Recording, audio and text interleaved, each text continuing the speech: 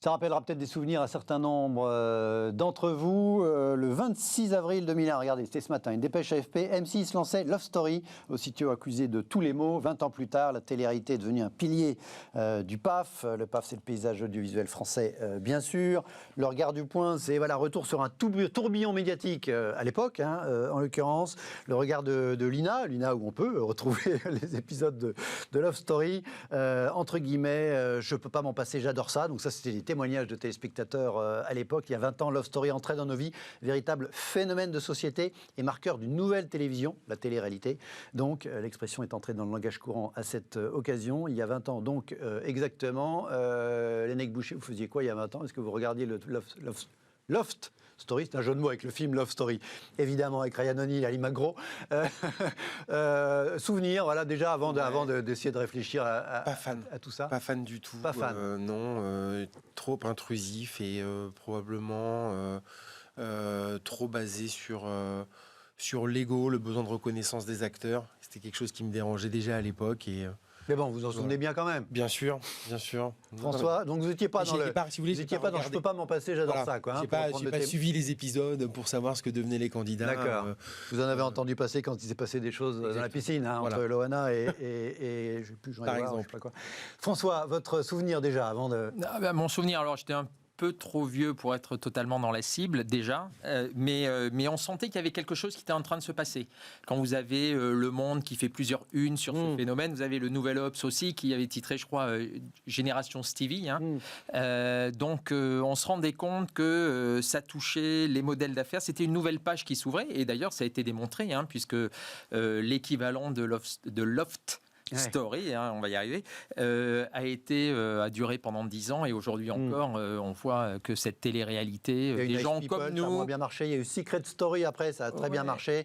Et puis après, la télé-réalité, elle est entrée dans notre vie. Elle est peut-être un petit peu moins basique, un petit peu moins trash aujourd'hui. C'est les Top Chefs, ce sont des trucs comme ça, mais c'est la capacité à s'identifier. Sur Énergie 12.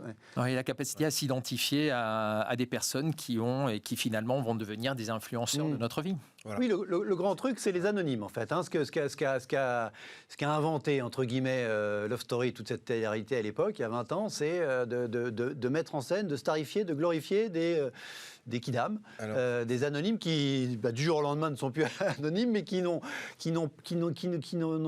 pas mérité, autrement que par un casting comme ça, le fait d'arriver dans les petits écrans. Et les anonymes, on voit ça aujourd'hui, vous citiez les influenceurs, c'est d'une certaine manière les héritiers, la génération d'après. Oui, je suis d'accord. Ça permet l'identification, comme vous l'avez dit, et mine de rien, c'est aller en même temps que tous les réseaux sociaux, en fait. Donc du coup, la personne qui était star, anonyme, mais qui est obligée d'avoir des likes et d'être supportée pour rester, parce que à la fin c'est le vote du public quand même. Du coup, ça développe aussi cet ego business pour en faire des influenceurs. Alors moi, je vois ça d'un œil positif aujourd'hui parce que du coup, avec les influenceurs, on fait beaucoup de choses en ce moment. Et là, on vient de faire un partenariat avec... Vous, votre boîte, d'accord. Oui, vous utilisez les influenceurs comme vecteur de communication. Oui, parce que pour ceux qui nous ressemblent, qui ont le même socle de valeurs, et en l'occurrence qui partagent la valeur du rire, nous, on bosse avec une asso là, qui s'appelle Grosse Prod, et qui fait du stand-up. Et du coup, nous, ces artistes de stand-up, on les a à la fois dans les programmes de formation de la Cocoon Academy, mais aussi dans nos petits épisodes de communication. Et finalement, on exploite cette ressemblance qui a eu lieu. Par exemple, j'ai eu une galère dans ma recherche immobilière, je la mets en rire, ça fait une scénette, et du coup, ça touche les gens, et finalement, les gens se retrouvent dedans. Donc finalement, on n'est pas très loin du côté ridicule de ces émissions de l'époque, mais du coup, tourné pour nous avec un sens, un impact social. Donc, quelque part, on le récupère aujourd'hui. Mais au-delà des anonymes, il y avait aussi une innovation dans les modèles d'affaires qui était fantastique. C'est le moment où, non seulement il y a une émission à la télé, mais vous avez des produits dérivés, vous avez des séquences qui sont sur Internet. Donc, les gens, ils sont... Il n'y avait pas encore les réseaux sociaux, mais Internet commençait déjà à exister très sérieusement.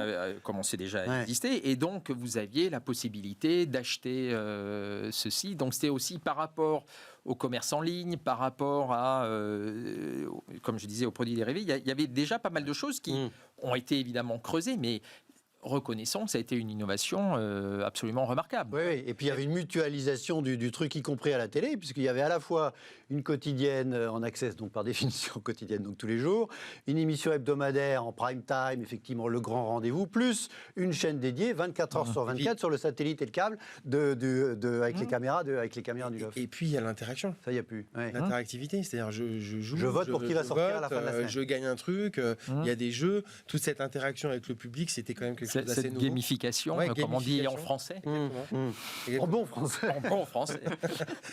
C'est vrai. Allez, on reviendra dans l'audiovisuel tout à l'heure, en deuxième partie, de façon un peu plus sérieuse, mais on fera une petite page cinéma, puisqu'on commentera le palmarès des Oscars. Tout de suite, on revient à des sujets presque plus sérieux avec la vaccination et ce cap franchi du milliard de vaccins distribués.